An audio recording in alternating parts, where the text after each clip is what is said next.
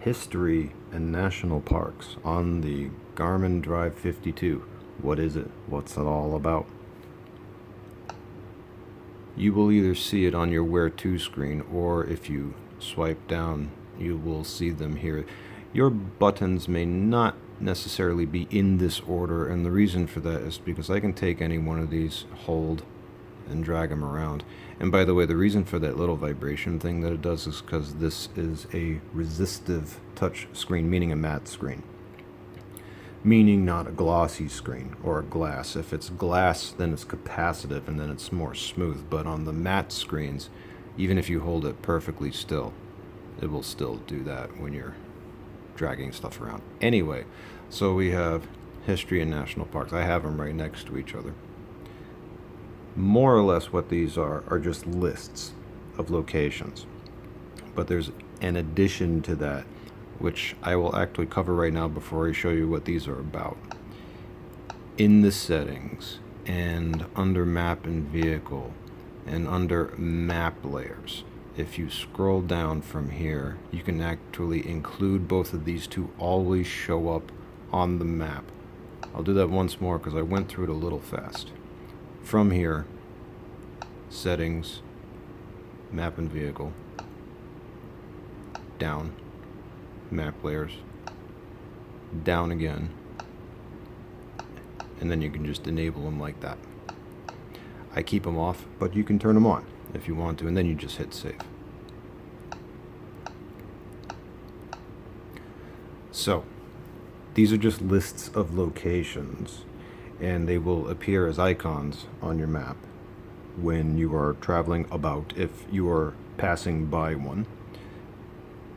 So if I go to history, and I'll just do all categories here, some of these will have actual photos and some of them won't, depending. Like this one, I don't know if it does. If I click on one and I click the H, yeah, this one, let me see if I can find one here that actually has a photo.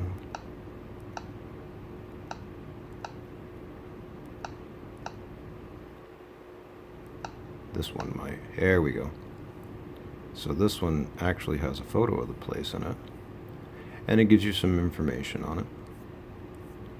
You can go to further information from here, and it shows a little miniature photo, and you can go, and it shows you where it is.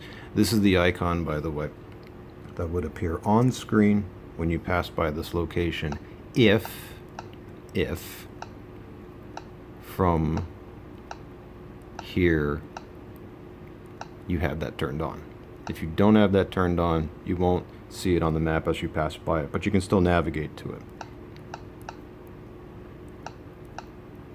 Now that's history, and of course it does have subcategories. Yeah, that's really all I can show here. Now the national parks, more or less the same thing with one exception. You'll notice there are not subcategories in this one, whereas in history you do have subcategories, but not in this one. So if I go to this one, hot springs, now notice it doesn't have the H icon for further information because this is a park. This is not like a historical location. I have not seen any of these with photos in it, and I don't believe any of them do. But similarly, you will see that type of icon, which is a little bit weird because I was expecting to see this icon. Now with the history one, you see the H, but with this one, you will see something different, like the little binoculars icon. I think they're all the binoculars. Yeah.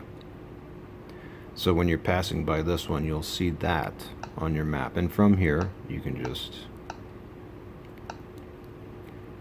either get more information, you can find parking spots near there. This one, this little Y arrow thing, is routes. It will calculate routes, 1, 2, or 3 of them, depending on what it can find for routes on how to get there. And that is more or less it for history national parks. For the next video I'll do after this one will be Foursquare and TripAdvisor. Also, be sure to see the comments section because I wrote a whole book on the 52 if you want to know everything about this unit.